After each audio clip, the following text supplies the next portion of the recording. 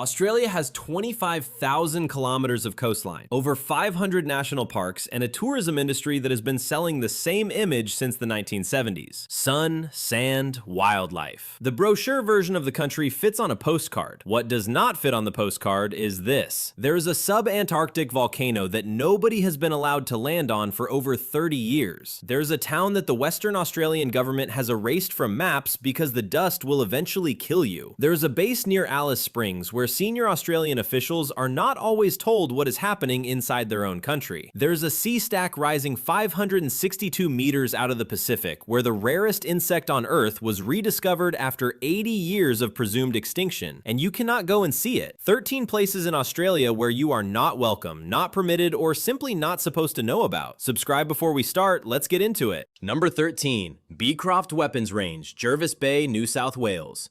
If you drive south from Sydney along the Princes Highway for about 2.5 hours, you reach a peninsula on the northern side of Jervis Bay. From the satellite, it looks like one of the most beautiful places in New South Wales. White sand, turquoise water, sandstone cliffs that drop 91 meters straight into the Tasman Sea. Most of it is closed. The Beecroft Weapons Range covers about 4,200 hectares of the peninsula. The Royal Australian Navy has been firing live ordnance into this landscape since the 1800s. Mortars, naval gunfire, aerial bombing. There is a beach inside the range called Target Beach. The naming is not poetic. The Navy has used it as a target. Visitors are allowed in only during designated public access windows, and even those windows can be canceled at short notice when the firing schedule changes. Vehicles are stopped at a security gate. Fishermen who park overnight have woken up locked inside the range, with a mobile number to call to be released. There is a famous rock fishing spot at the southern end called the Outer Tubes. To get there during the day, you queue at the gate and read the induction brochure. To get there at the wrong hour, you risk a Commonwealth trespass charge. Here is the part that the brochure leaves out. Because the Beecroft Peninsula has been a live firing range for over a century, the vegetation has never been cleared for development. The result is that some of the rarest heath and bird habitat on the New South Wales south coast survives on land that has been bombarded for 100 years. The eastern bristlebird, which had not been recorded on the peninsula for over a century, has been reintroduced behind the gates. The death adder still moves through the heath. The land is preserved precisely because it is forbidden, and forbidden precisely because it is being used as a target. Walking off the marked tracks is prohibited, partly because of the ordnance still in the soil.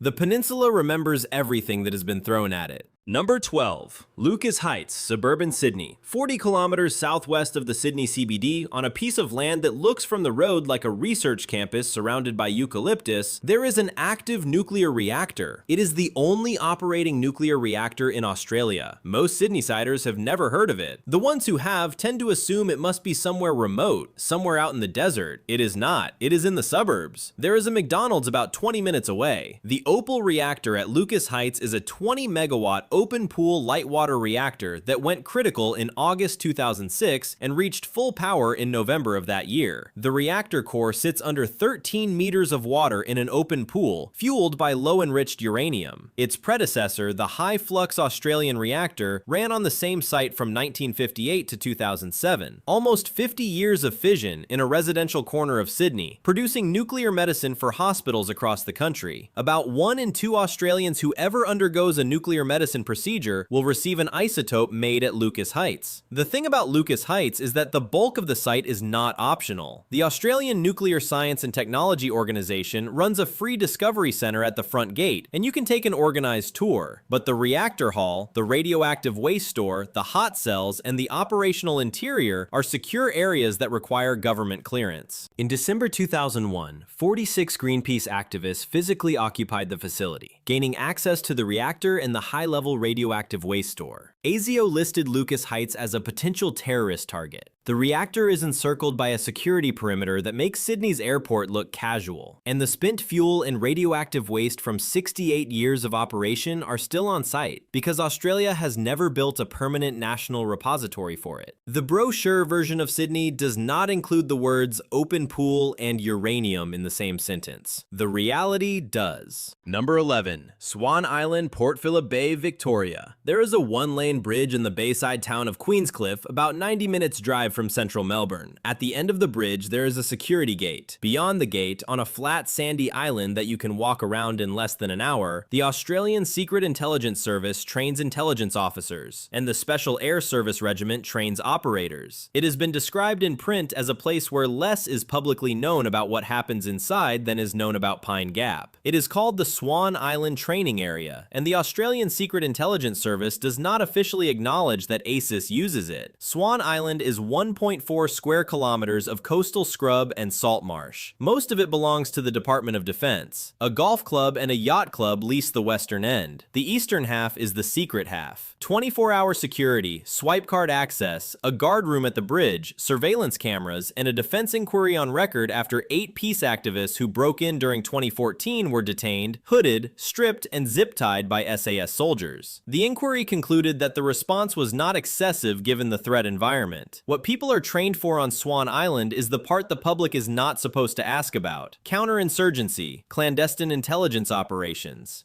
Weapons handling for ASIS officers who have been legally permitted to carry weapons on operations abroad since 2004.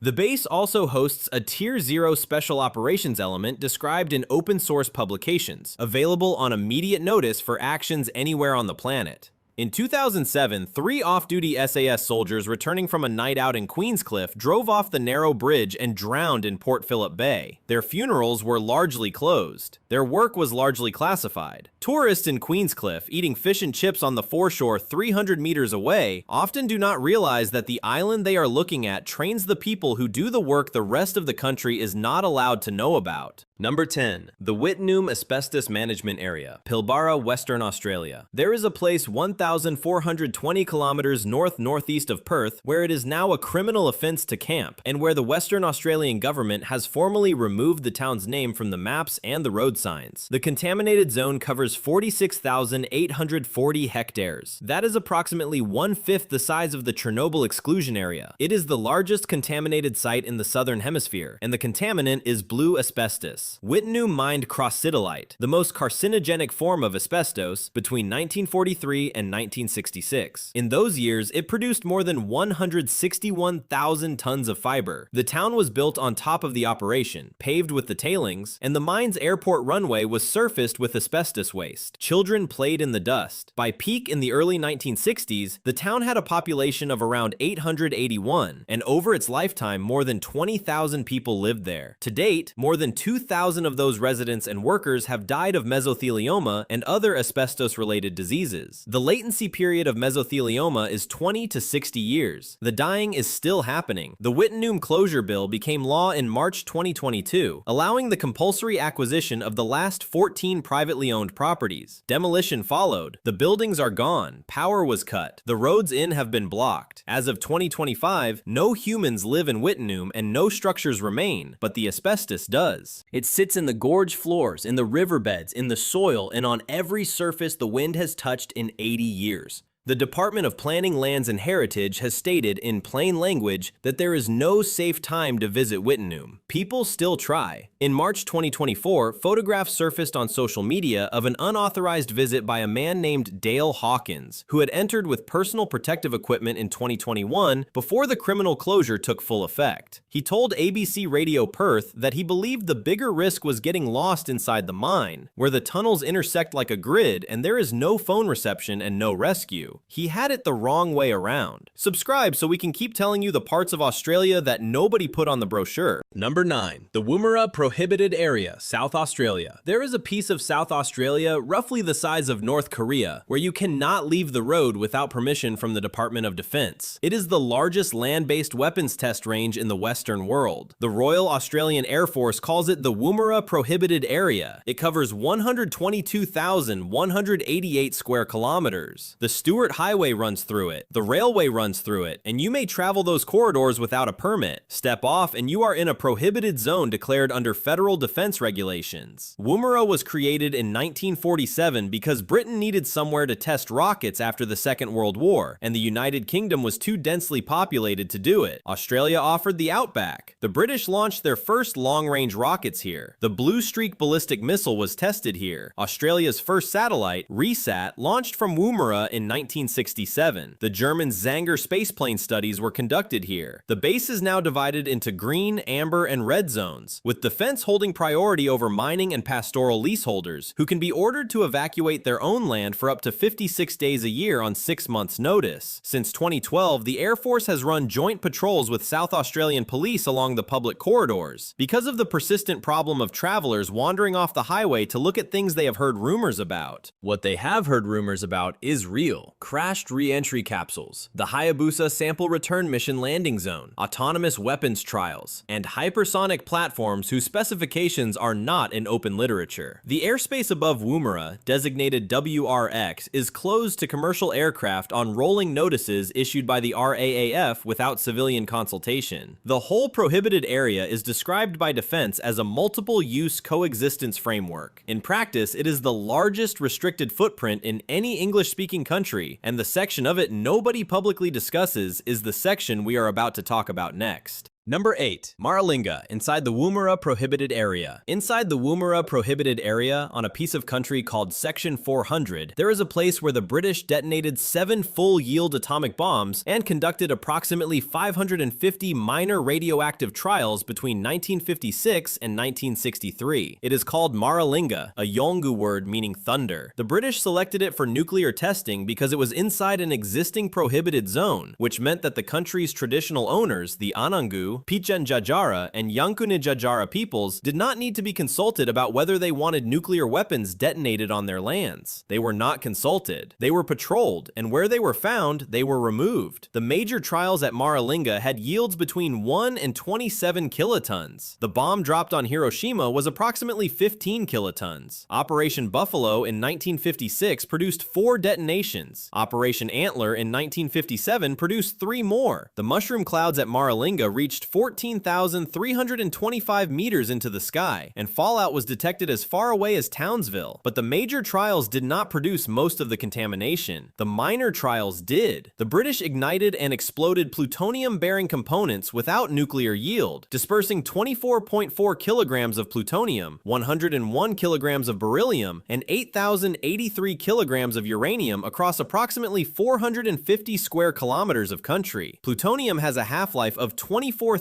years. The contamination is still on the ground. The 1985 McClellan Royal Commission found that British and Australian authorities had treated Aboriginal safety with what it described as ignorance, incompetence, and cynicism. Veterans of the test were found to have a 23% increased rate of cancer. In 2009, the area was symbolically returned to the Maralinga Jaruja, but parts of it remained too contaminated for permanent occupation. The Taranaki test site, where plutonium contamination is concentrated, is still considered uninhabitable. Tourists can now visit Maralinga on a permit-controlled tour through the village, but the Emu Field test site, 3 hours drive from Maralinga across the prohibited area, requires a separate clearance from RAAF Woomera that is rarely granted. Almost no civilians have ever been to the place where Britain detonated nuclear weapons on Australian soil. Number 7. Pine Gap, Northern Territory. 18 kilometers southwest of Alice Springs, in the center of the Australian continent, on a flat plain ringed by the McDonnell Ranges, there are 45 white domes. From the air, they look like golf balls. From the road, they look like a small American town that someone teleported into the middle of the desert. They are radomes. Inside each radome is an antenna that talks to a satellite. The satellites are not Australian. The information they gather mostly does not go to the Australian government. It is called the Joint Defense Facility Pine Gap, and it is the most strategically important United States intelligence installation outside the continental United States. Pine Gap began operating in 1970 under a treaty signed in 1966 that referred to the facility, in public, as a space research station. It is jointly run by the Australian Signals Directorate, the United States Central Intelligence Agency, the National Security Agency, and the National Reconnaissance Office. Approximately 1,000 personnel work on site. They control geosynchronous satellites that intercept signals across a range stretching from China to West Asia. The facility was placed on DEFCON 3 nuclear alert during the 1973 Yom Kippur War on Henry Kissinger's order, without the Australian Prime Minister being notified.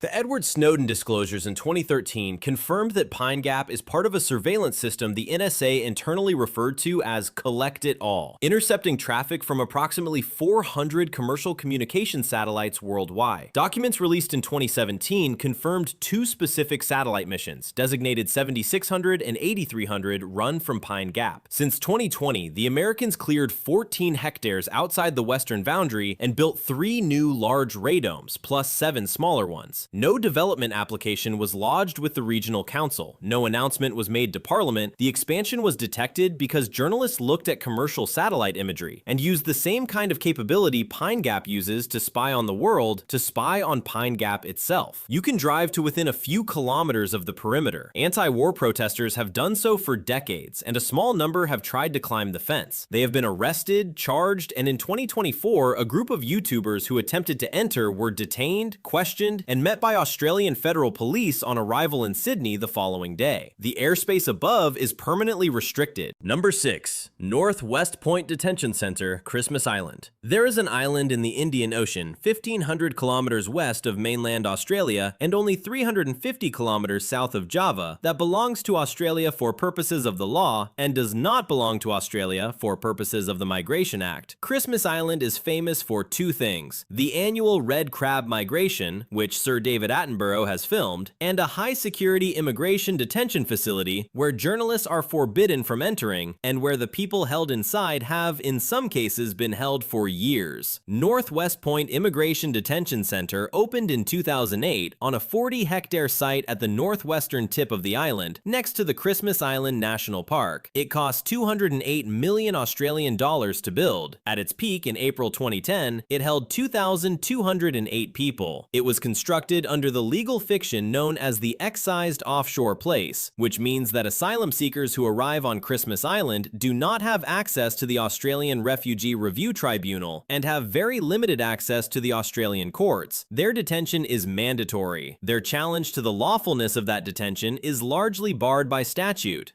The facility was officially closed in October 2018, then reopened in 2019, then used to quarantine Australian citizens repatriated from Wuhan during the early days of COVID-19, then reopened again as a detention center. Conditions have been documented by the Australian Human Rights Commission as inappropriate for the detention of vulnerable people. In 2022, Maori television obtained footage of New Zealand detainees being zip-tied to dining furniture. The Australian Human Rights Commission position has been consistent across multiple governments. Christmas Island is not an appropriate place for an immigration detention facility. Successive ministers have continued to use it. The reason is structural. Christmas Island is so far from anywhere that legal scrutiny, journalistic access, and political inconvenience all attenuate with distance. You cannot just fly there, and if you do, you cannot just walk up to the gate. The facility was designed in part to be hard to see. Number 5. Ball's Pyramid, Tasman Sea. 23 kilometers southeast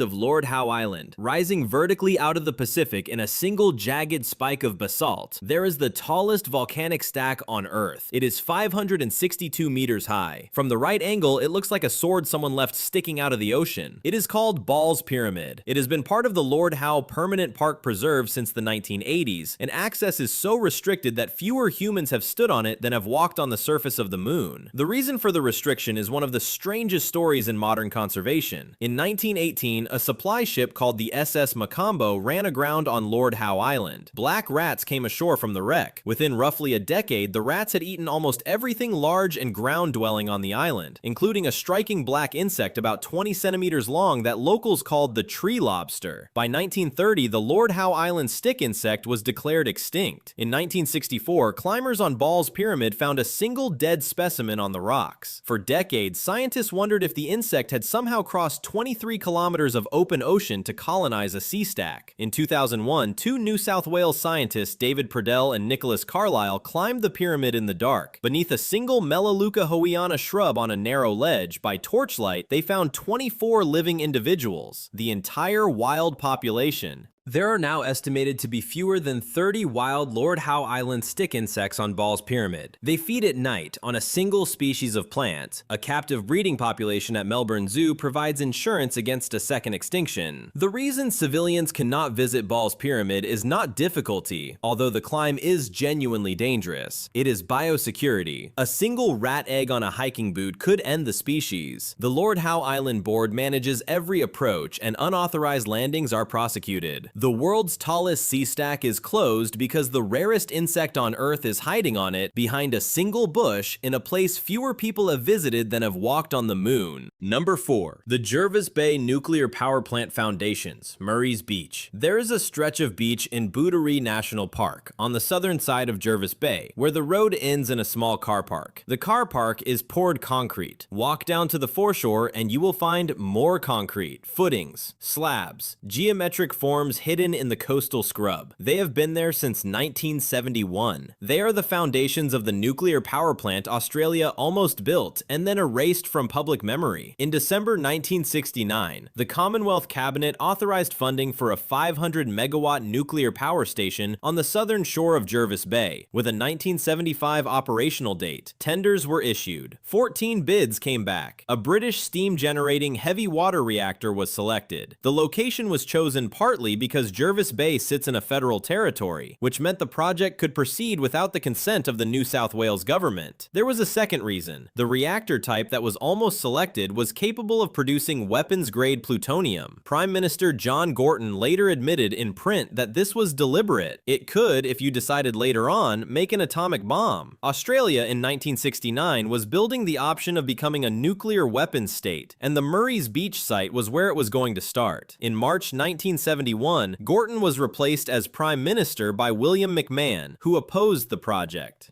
The Treasury produced its first proper economic comparison and concluded that nuclear electricity would cost significantly more than coal. By June 1971, the project was effectively canceled. The land had already been cleared. The footings had already been poured. There was no rehabilitation. The site is now legally inside Booderee National Park, and the access path runs past the slabs without an interpretive sign explaining what they are. You can stand on the foundations of the reactor that would have made Australian plutonium, and unless you know the history, you will think you are looking at a disused car park.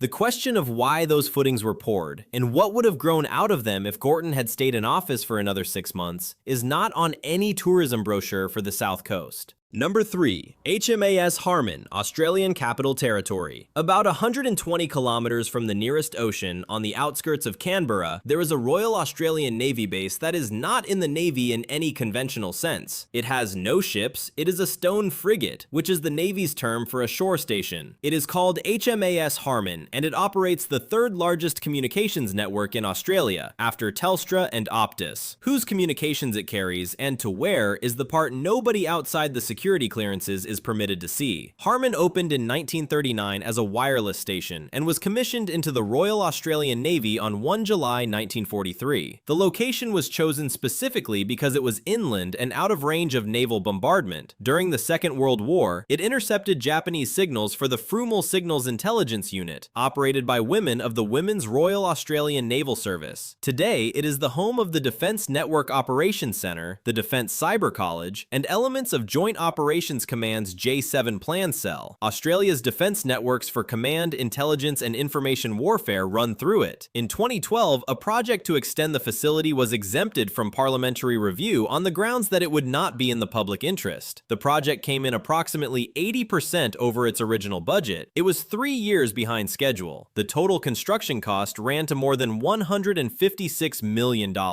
Public Works Committee oversight was deliberately bypassed. To enter Harmon, you need a Defense Common Access card. The gangway is staffed 24 hours a day. There are unit areas inside the base that not even other defense personnel can enter without specific authorization. The base sits in the suburbs of Canberra, surrounded by light industry and outlet shopping centers, and the third largest communications network in the country routes its most sensitive traffic through it without most Canberrans ever noticing. Number 2. Macquarie Island, Southern Ocean. Halfway between Tasmania and Antarctica, in latitudes where the wind sometimes does not stop blowing for weeks, there is an island that sits on the boundary between the Australian and Pacific tectonic plates. It is the only place on Earth where rocks from the planet's mantle are actively being pushed above sea level by geological processes. UNESCO listed it as a World Heritage Site in 1997 specifically for that reason. Around its shores, 3 million seabirds and somewhere up to 80,000 elephant seals breed every year. It has been administered as part of Tasmania since 1880. It is called Macquarie Island, and you cannot just go there. Macquarie is a strict nature reserve. Access is controlled by the Tasmania Parks and Wildlife Service and the Australian Antarctic Division, and outside of the small permanent research station and a handful of permitted tourist vessel landings, the island is closed. The research station has been operating continuously since 1948. About 15 scientists overwinter there in a typical year, rising to 30 in summer. In 2016, the Australian Antarctic Division announced the station would close in 2017 due to environmental contamination from over half a century of fuel use and aging infrastructure that no longer met safety standards. Then the government reversed itself, allocated $50 million, then later $370 million over 9 years to build a new permanent station. Construction is planned for completion in 2032. The contamination is the part that does not get said out loud. Decades of diesel storage, human occupation, and ad hoc waste disposal in a place where almost nothing decomposes have left fuel signatures in the soil. The cleanup has been ongoing for decades, as has the eradication of rabbits, rats, and mice, which were finally declared eradicated in 2014 after one of the most ambitious island restoration programs ever attempted. In December 2004, an earthquake of magnitude 8.1 hit the island, with the epicenter in the surrounding ocean, and Geoscience Australia issued a tsunami advisory for the station. Most Australians do not know they technically own a subantarctic island closer to the South Pole than to mainland Australia. Fewer still know that for over 70 years, a small group of their compatriots has been living on it, year-round, in conditions that the government has formally described as unsafe. Number 1. Heard Island and McDonald Islands, Southern Indian Ocean. Approximately 4,100 kilometers southwest of Perth, almost exactly halfway between Australia and Antarctica, there is an Australian external territory that contains the only active volcano on Australian soil. Big Ben is a volcanic massif. Its summit, Mawson Peak, sits at 2,745 meters above sea level, which makes it 517 meters taller than Mount Kosciuszko. It is the highest mountain in any Australian territory outside the Antarctic itself. It is permanently capped in snow and glacier ice. From space, it produces a thermal anomaly visible to satellite infrared instruments. It is erupting almost continuously in slow, effusive lava flows in a place that almost no human being has ever stood. Heard Island and the smaller McDonald Islands, 43 kilometers to the west, are the most isolated piece of Australia. They are a strict nature reserve. Unauthorized entry has been a criminal offense since May 2014. Heard Island has had no protracted human occupation since a winter research program in 1992. Before that, briefly in the 1940s and 1950s. Before that, sealing parties in the 19th century who left tripods and barrels rusting in the cinder beach. The McDonald Islands have had a total of 2 confirmed human visits in recorded history, one in 1971 and one in 1980. McDonald Island is volcanic, and in the 1990s, a series of eruptions doubled its land area in front of satellite cameras. The most recent confirmed eruption was 2005.